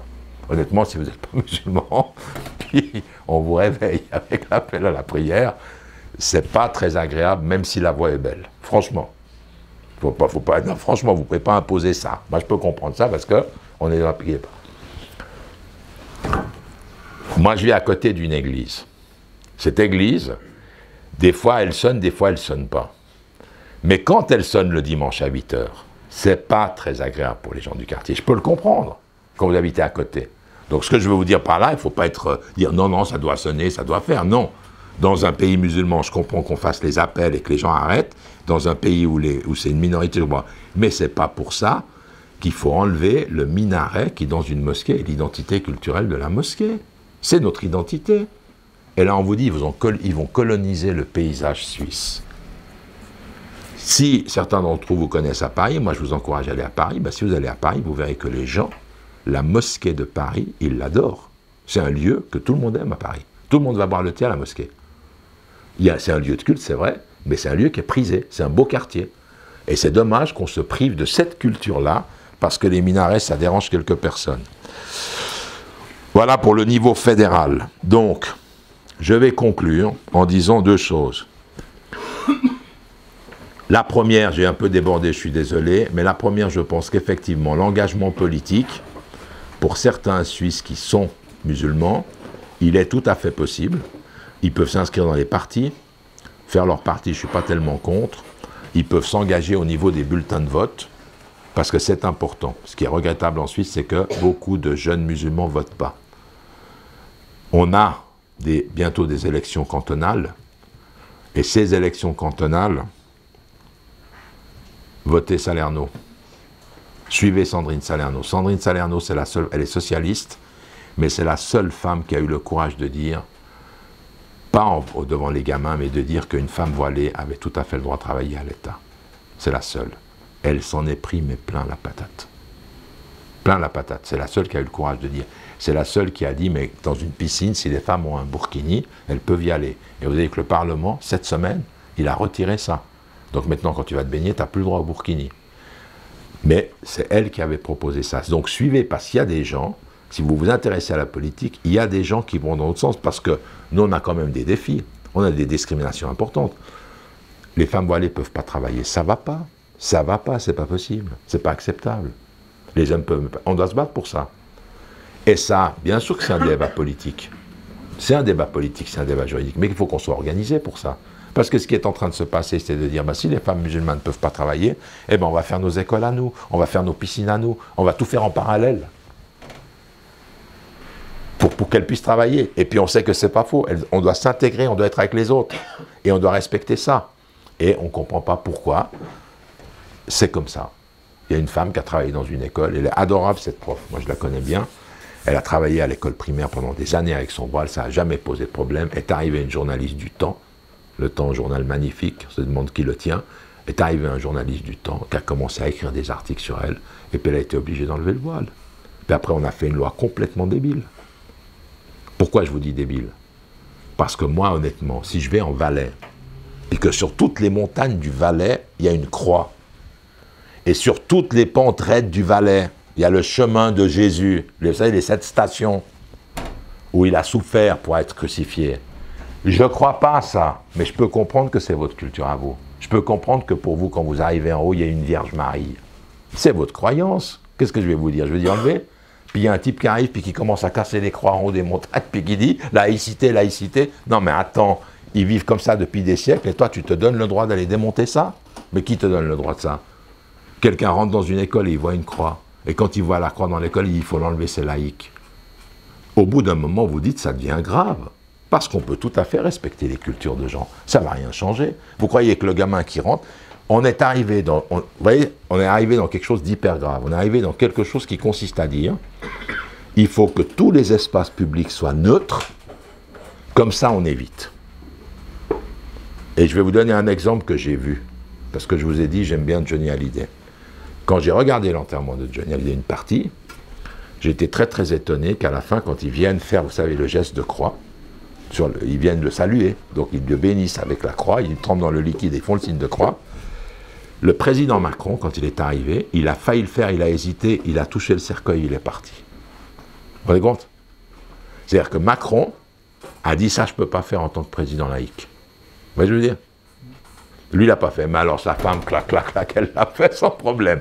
Ce que je veux vous dire, c'est que là, je me suis rendu compte, je me dis, mais attends, alors, je ne sais pas de quelle religion il est, je ne veux pas le savoir, mais ce qui m'a frappé, c'est que tous les présidents étaient dans l'église, ils faisaient la messe, puis tu ne fais pas le signe de croix. Mais pourquoi tu viens dans l'église alors? Pourquoi tu viens dans l'église? Normalement, tu devrais dire, je suis laïque, je ne vais pas à l'église. Enterrez Johnny où vous voulez, mais moi, je ne vais pas là. Pourtant, ils étaient tous là. Donc, eux, quand il s'agit de leur religion, ils acceptent. Ce que je veux dire par là, il faut être par rapport à ça relativement clair et intègre. Nous, les signes religieux, ce n'est pas des signes, on va dire, où on fait du prosélytisme. Nous, on n'a pas à convertir les gens. Alors, il y a beaucoup de gens qui vous disent, non mais attendez, 141 000 sont musulmans, 8% des musulmans sont des convertis. Et alors, c'est pas quand même de notre faute. Franchement, c'est pas de notre faute. Ce que je veux dire par rapport à ça, c'est que du moment que le comportement est juste, que les choses sont justes, vous ne pouvez pas dire « je veux un espace neutre ». Parce que ça, pour n'importe qui a un minimum d'intelligence, ça n'existe pas. C'est pas vrai, ça n'existe pas. De faire croire aux gens qu'on met la neutralité, puis dans cet espace tout est neutre, et puis comme ça tout le monde est bien, comme ça tout le monde peut vivre soi-disant, ça n'existe pas. Pourquoi ça n'existe pas? Tu aurais pu mettre Johnny. Alors, pourquoi ça n'existe pas? Ça n'existe pas. Ça n'existe pas parce qu'il n'y a pas d'espace neutre. Il n'y a pas d'espace neutre. Quelqu'un qui est instruit, qui est éduqué, non, attendez, vous voyez ce qu'il y a sur les murs? On est dans le monde de la publicité, on est dans le monde des journaux, on est dans le monde des... Espace neutre, ça veut dire très bien, tous les journaux qui parlent de religion, eh bien, vous voulez qu'ils soient neutres, vous les mettez à l'intérieur et vous ne faites pas de la pub dehors. Voilà un espace neutre. Vous allez faire ça? Non. Parce que si je mets « Ah, attaque musulmane », tout le monde achète le journal. D'accord? Ce que je veux dire, quand on veut créer un espace neutre, ça ne veut rien dire. C'est comme si quand vous dites à l'école, l'école est neutre, vous êtes tous allés à l'école. Mais vous savez très bien ce que pensent vos profs. S'il est à gauche ou il est à droite, vous n'êtes pas idiot. Un gamin, il comprend toutes ces choses-là. Ce que je veux dire, il a un devoir de ne pas influencer les élèves, Mais l'enfant, il prend la température. Quand on vous dit espace neutre, alors après on a dit on va mettre tout le monde en uniforme. Eh bien oui, peut-être que c'est ça la solution. Vous mettez tout le monde en uniforme. Puis après, je pousse le raisonnement plus loin. Je dis, ah, vous en avez marre du sexisme et du... Eh bien, vous séparez les garçons et les filles, comme ça, il n'y en a plus de sexisme. Il n'y a plus des garçons qui tripotent les femmes. Ah non, mais ça, on ne peut pas. Je dis, alors, vous voulez quoi? Aujourd'hui, on arrive à un stade où, bonjour madame, comment allez-vous madame, et c'est fini. Moi, je me rappelle du temps où des collègues venaient me dire, tu sais que ton frère Hani, quand je lui ai demandé de me reconduire en voiture, il m'a dit non, parce qu'il ne voulait pas rester tout seul avec une femme. Je dis, ben bien, bravo. Pourquoi? Pour que tu lui dises, il m'a fait un petit attouchement. Vous voyez ce que je veux dire? Où on en est? On est devenu dans un monde où maintenant les femmes, et moi je comprends que ces femmes souffrent. Attention, je ne dis pas que les femmes ont tort. Ce que j'essaie de dire, c'est que dans les rapports hommes-femmes, aujourd'hui on est dans une situation où tout est en train de se dire. Et puis on veut faire des neutres, des espaces neutres, des espaces neutres, des espaces neutres, et au bout d'un moment, les espaces neutres n'existent pas. Le seul endroit qui est le juste lieu, c'est vous. Si moi, je comprends que chacun a les mêmes droits que moi, que le respect, le partage, l'amour, c'est des choses que je dois vivre tous les jours, cet espace-là, la neutralité de l'autre, c'est moi qui l'apporte. C'est pas géographiquement que ça se dessine, c'est pas vrai. Un enfant qui est éduqué ici, il a ça. Il a en lui l'idée que les êtres humains sont libres et qu'on doit les respecter comme ils sont. Il grandit avec ça, il le porte. Quand on ne comprend pas que c'est de l'éducation, ça c'est de l'éducation. Quand on ne comprend pas que les gens ne sont pas éduqués comme ça, ils sont éduqués à la haine, ça ne marchera jamais. C'est un principe d'éducation. Vouloir aseptiser un milieu en pensant que rien va surgir, c'est le pire. Surtout quand vous êtes dans une société qui dit les valeurs que tout le monde recherche, c'est l'authenticité. Alors vous aseptisez tout, puis quand un jeune Français vous dit « mais c'est quoi la République ?» Vous n'êtes pas capable de lui répondre. Liberté, fraternité, égalité, il dit « oui, mais ça n'existe pas. » C'est où la liberté, la fraternité, l'égalité? Ce que je vais vous dire, faites attention de comment c'est neutre. Je conclus, et puis je vous laisse un moment pour vos questions. Pour moi, l'engagement citoyen pour les musulmans, il est essentiel, il doit se faire. C'est un devoir pour un musulman, absolument. C'est un devoir d'être à l'écoute des autres, de servir les autres quand il peut. L'engagement politique, c'est un autre niveau. Certains peuvent tout à fait le faire, mais ça demande une certaine conscience et surtout de dire, mais à quel parti j'adhère?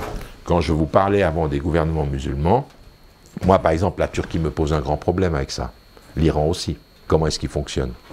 Je ne vous parle pas de l'Égypte, je ne vous parle pas des pays du Golfe. Ce que je veux vous dire, c'est que derrière cette question de justice sociale, quand je vous ai dit l'islam est une chaîne qui commence par la prière et qui finit par la justice, l'argent est un vecteur de justice sociale. Et la manière avec laquelle on pèse les règles économiques, c'est important. C'est fondamental. Quand je vous parlais du fait que j'étais pour ce revenu universel, pourquoi? Vous ne pouvez pas avoir quelqu'un. À Genève, rue du Rhône, vous devez savoir que la rue du Rhône, c'est le plus grand lieu de commerce des matières premières du monde. La petite ruelle qui se trouve là. Un jour, on interviewait un Russe qui travaille là-bas. Et la journaliste lui dit, mais monsieur, vous gagnez combien? Un homme, vous gagne combien? Le monsieur rigole. Puis il la regarde.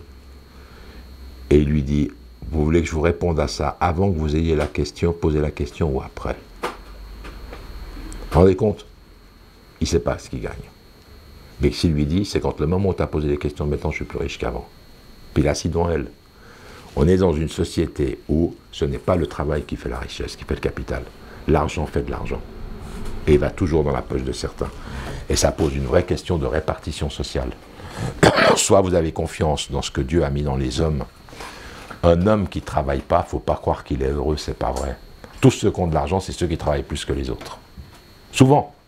C'est pas parce que vous avez de l'argent que vous ne travaillez pas, c'est pas vrai. Parce que le travail, ça vous remplit, ça vous embellit, du moment que vous faites un travail que vous aimez. Ça veut dire que quelque part, on doit dire, on ne peut pas, sous prétexte que des gens sont très très riches, des gens sont de plus en plus pauvres. Vous savez, 10% de la population suisse est pauvre. La classe moyenne, ensuite, elle s'effrite. Il y a les très très riches, il y a une classe moyenne qui s'élève comme ça, et il y a une classe moyenne inférieure. La classe moyenne supérieure, c'est celle qui peut. Si elle avait un accident, elle doit partir 2500 francs le lendemain, elle arrive.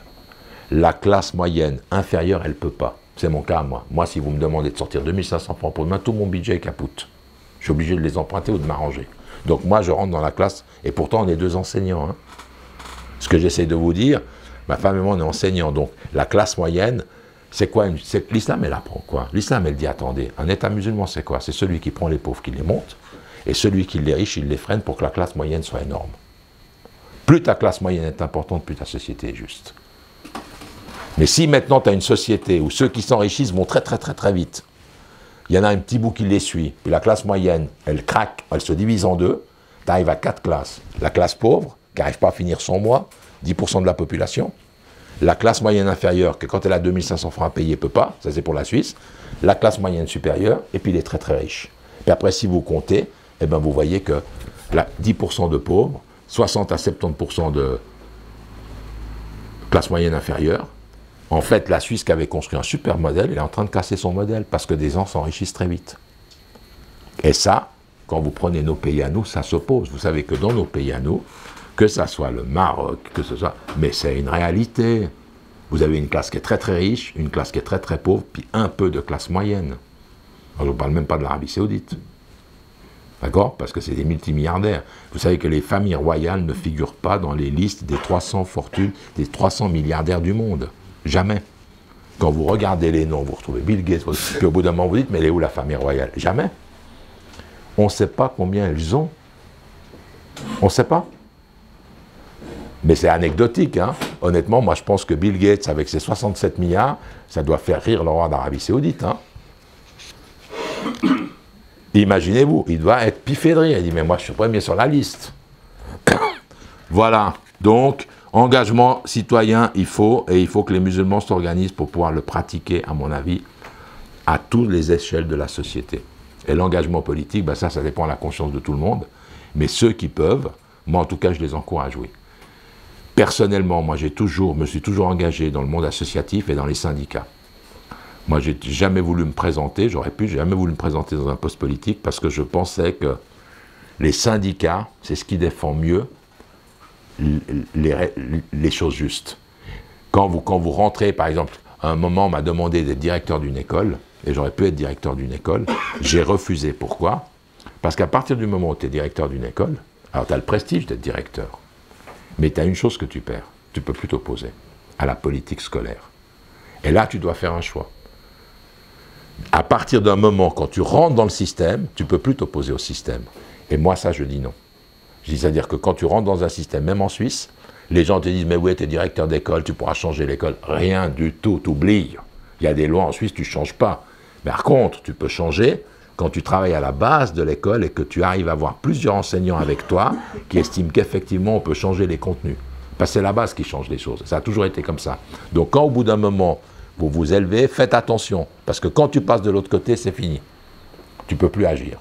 Et j'aime toujours, et le fait d'avoir été dans les syndicats d'enseignants pendant plus de 20-30 ans, ça m'a beaucoup appris. Parce qu'on peut effectivement, en défendant des enseignants, en créant des associations d'élèves pour que les élèves se défendent eux, parce que ça c'est important, de dire aux élèves, vous avez des droits, défendez vos droits, vous leur apprenez à s'organiser. Ça, on a fait dans toutes les écoles où j'étais, on a fait une association d'élèves. Une fille a été renvoyée, ils se sont mobilisés, ils ont récolté 5000 signatures, ils sont descendus au Parlement, ils ont fait reculer le Parlement. Vous ne renvoyez pas cette fille. D'accord? Là, on peut agir, tout de suite. Et puis, quand des jeunes se mobilisent, en général, les politiques, ça leur fait peur. Parce que les jeunes, c'est assez brouillant. Voilà, merci à vous, Shukran. Maintenant, on prend quelques questions, si vous voulez.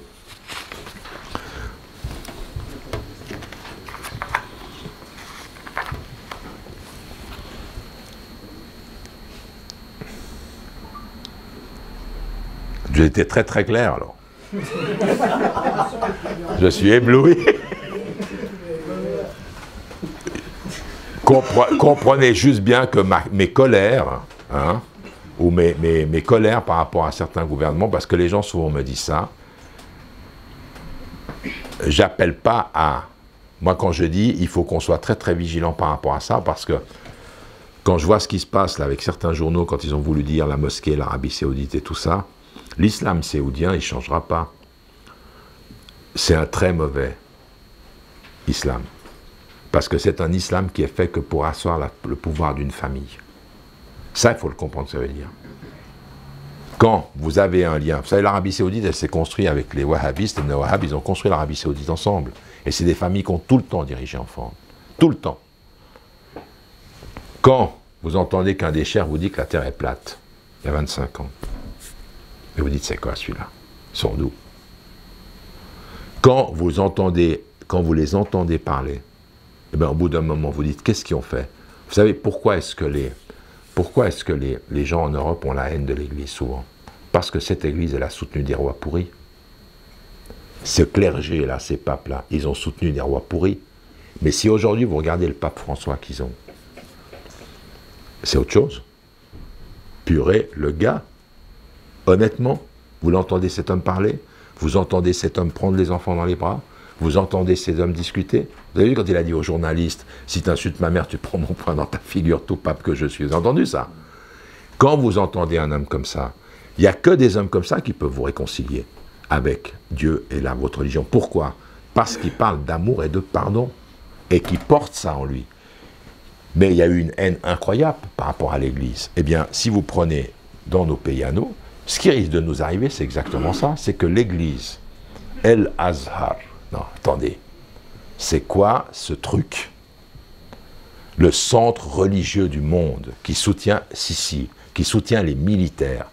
Mais comment vous voulez que des générations n'aient pas la haine de ça? C'est ce qui va arriver. Ce qui va arriver, c'est que c'est comme si tout était préparé que pour ça. On les maintient, on les maintient, on les maintient, jusqu'à ce que jour que quelque chose éclate, puis qu'on nous dise de l'Europe, eh ben voilà, c'est la révolution des Lumières, ils sont en train de balayer leur Dieu. Est-ce que vous comprenez ce que je dis?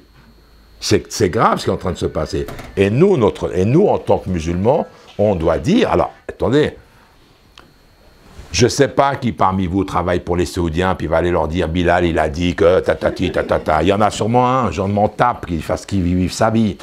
Une fois, j'avais dit ça, sur le mur, on avait écrit que Dieu nous préserve de Bilal Ramadan. Ce que j'essaie de vous dire, je m'en fiche de qui va le faire. Mais vous devez comprendre qu'on ne peut pas taire ça. Au bout d'un moment, il faut dire, c'est pas normal. Quand vous êtes là, puis que vous voyez les Saoudiens venir nous expliquer que c'est la religion, jouer au casino, dépenser de l'argent, acheter je ne sais pas trop quoi, et le cirque qui est en train de se passer là, le devoir de chacun d'entre nous, et ça c'est un engagement citoyen, lisez ce qui est en train de se passer pour dire des choses justes. C'est du folklore. Et ça c'est que de la manipulation pour tenir en place une monarchie pourrie. Et quand ça sera pourri de chez pourri, eh ben ils nous mettront des militaires. Mais là, maintenant, visiblement, la famille royale, c'est une famille militaire. C'est pas autre chose. Ou ils nous reviendront en Égypte. Ils ont cassé la Syrie, ils ont cassé l'Irak, il ne leur reste plus que 2 pays à casser. Il faut qu'ils cassent la Turquie, il faut qu'ils cassent l'Iran. Comme ça, ils ont gagné. Mais c'est ça les 2 objectifs. Il faut casser la Turquie, il faut casser l'Iran. Comme si toute tentative musulmane n'avait pas droit à. Alors maintenant, quand je dis casser la Turquie, moi je suis un ardent défenseur de la Turquie, mais je m'interroge quand même. J'aime les propos d'Erdogan, mais ça devient un gouvernement dur. Ça devient un gouvernement dur. Alors des gens me disent, mais c'est normal, il devient dur, parce que sinon, ils vont faire comme avec Sisi, boum, il devient dur. Mais vous avez vu les journaux quand il y a eu le coup d'État, comme ils étaient contents, les Occidentaux, qu'Erdogan ne soit plus là? Le type, il est élu à 60%, était content qu'il n'est plus là? Puis t'appelles que t'es un démocrate? Et maintenant l'Iran. Alors l'Iran, c'est étonnant. L'Iran, elle est au Yémen, l'Iran, elle est au Liban, l'Iran, elle est partout. Et moi, je connais très très bien le Yémen. Jamais l'Iran n'a donné d'armes au Yémen. C'est pas vrai. Ça n'existe pas. Et alors l'Arabie Saoudite devient l'ennemi des chiites. Posez-vous des questions. L'armée israélienne frappe des bases avancées de l'Iran en Syrie. Elle rentre sur le territoire, elle frappe, elle rentre à la maison, personne ne dit rien. Donc, il y a des choses étonnantes. Il y a des choses étonnantes qu'il faut comprendre et qu'il faut dire. Mais il faut dire aussi que quand la direction de là je prie, c'est tout pourri, eh ben j'ai le devoir de dire, cet islam-là, je ne veux pas. D'accord? Et moi, que ce soit clair, je vais mourir ici à Genève ou je ne sais pas où, mais quand je serai mort, je n'aurai jamais mis les pieds à la mosquée du Grand Saconnet, jamais. Pas pour les musulmans, parce que je n'ai pas à mettre les pieds là. C'est une mosquée saoudienne qui était financée par eux et qui a qu'un seul but. Et je le dis, ça va diviser les musulmans, je m'en fiche. Quand un gouvernement saoudien agit comme ça chez lui, vous ne vous imaginez pas ce que c'est la condition des travailleurs étrangers dans ces pays-là. C'est des esclaves, c'est de l'esclavagisme moderne. Ils les achètent, ils bloquent leur passeport, ils les violent, ils les frappent, personne ne dit rien. Et ils flagellent les gens, et ils lapident les gens, et ils coupent les mains. Et là, il y a Tsirac et toute cette équipe vont signer des contrats sans dire qu'eux, c'est des barbares. Mais c'est des barbares. C'est des barbares, c'est pas autre chose. Alors des gens disent, oui mais Bilal, tu ne peux pas parler des musulmans comme ça. Je parle comme je veux, je suis pour la liberté d'expression. Et il faut simplement qu'on vienne me dire que je me trompe. Alors c'est pour ça que je suis un peu virulent, parce que ça m'énerve. Voilà. Ça vous parle des régimes, en fait. Hein? Ça vous parle que des régimes, en fait. Oui. Mais je parle des régimes, de tous les régimes que nous on a, c'est des régimes qui sont vendus, qui sont installés par des colons, par le pouvoir de l'argent. Et puis, il faudra un jour refaire l'histoire de ce qui s'est passé en Libye. Il faudra refaire l'histoire de ce qui se passe en Irak et en Syrie. Tout ça, il faudra refaire. Parce qu'il y a une redistribution des cartes. On va redessiner la carte de ces régions. Ce ne serait pas étonnant, vous, que Assad, qui est un boucher, c'est un boucher cet homme-là. Peu importe, c'est un boucher. Vous ne trouvez pas que nos dirigeants, et il est toujours là? Et maintenant tout le monde te dit, on ne peut rien faire, on est obligé de faire la paix parce qu'il est là. Mais tu vas le dépasser quand, lui? Quand son petit-fils prendra le pouvoir? Comment tu vas faire avec ça? Donc on va dire, très bien, on va faire les indépendances. On a armé les Kurdes. Ben, les Kurdes aujourd'hui, ils disent quoi? Ils disent, ben nous, ça fait tellement longtemps qu'on veut un État, donnez-le nous. Qui va aller dire non aux Kurdes? Puis une fois que tu as écroulé tout ça, tu dis que Jérusalem devient la capitale. Qui va résister à ça? Si. Qui discute avec eux depuis longtemps. C'est eux qui l'aident à combattre son petit Daesh local. C'est fini. Du moment que tu comprends ça, il faut avoir la patience. Et puis il faut être capable de dénoncer ça de manière claire. Mais nous, les musulmans, quand on a l'Arabie Saoudite, est-ce que tu en entends parler contre l'Arabie Saoudite? Personne. Ils nous ont fait une crise pour l'Arabie Saoudite, parce qu'évidemment, un avion brûle, et puis comme par hasard, en bas des tours, tu as un passeport saoudien qui traîne de l'avion, là, tu te dis, Allahu Akbar, ils ont trouvé un passeport, tout a brûlé, il y a même la photo et le nom. Tu te dis, non mais arrêtez, franchement, on se moque de qui? Et c'est les Saoudiens. Mais c'est vrai qu'une partie de la famille saoudienne était impliquée. Mais moi, je suis optimiste, pourquoi? L'islam est venu de manière étrange et il reviendra de manière étrange. Ça, c'est un hadith. Et moi, je crois forcément à ça. Et moi, je pense que la solution, c'est l'Arabie Saoudite. Moi, je pense que ça ne peut pas durer. Il faut que quelque chose se passe. Sinon, on n'est pas capable de dénoncer ce qui se passe. C'est que nous, on veut tous aller faire le pèlerinage. Sinon, mais au bout d'un moment, nous, on devrait être capable quand même de dire à l'Arabie Saoudite, on est tous dans les gires. On est tous, en fait, en exil. De là. Et ce que vous faites là, ce n'est pas acceptable pour nous. Et si on arrivait à dénoncer ça haut et fort, et à dire qu'en fait, avant que j'aille me plaindre d'Israël, peu importe Israël, mon grand-père, c'est mon père qui m'a raconté, quand ils ont rentré de la bataille de Jérusalem, en 1948, ils étaient contents parce qu'ils avaient retenu les Israéliens n'étaient pas rentrés à Jérusalem parce qu'il y avait des frères qui se battaient à Jérusalem et qu'eux étaient là pour mourir. Alors mon père était très fier, on était là pour mourir. D'ailleurs, il y en a qui sont morts, c'est des martyrs. Et mon père disait, ils ne sont pas rentrés. Parce qu'ils savaient, et Ben Gourion dans son livre dit, hein, on n'est pas rentré à Jérusalem parce qu'il y avait en face des gens pour nous qui n'étaient pas là pour vivre. Hein. Ils laissaient leur peau. Hein. Nous, on était là pour vivre, nous les Israéliens, puisqu'on veut vivre après. Mais eux pas, donc ils ne sont pas rentrés. Ils sont rentrés tout fiers. Et quand ils ont dit ça, mon grand-père Zaman s'est mis à pleurer. Et il lui a dit, c'est que le début. Je vois Israël, je vois le grand Israël. Et il y aura le grand Israël. Ce n'est que le début. D'accord? Alors moi maintenant, je ne veux pas dire que c'était un prophète. J'essaye de voir ce qui se passe. Je dis comment le monde occidental peut, pendant 50 ans, ne pas dire, quand je vois mais ces journalistes qui sont capables de dire, mais vous savez, avant ils auraient pu faire la paix, mais maintenant il y a le Hamas. Mais le Hamas, c'est vous qui l'avez fait. Et le Hamas, c'est un mouvement de résistance. Le Hamas, c'est la résistance française. Vous allez cracher sur la résistance française, vous les avez tous décorés.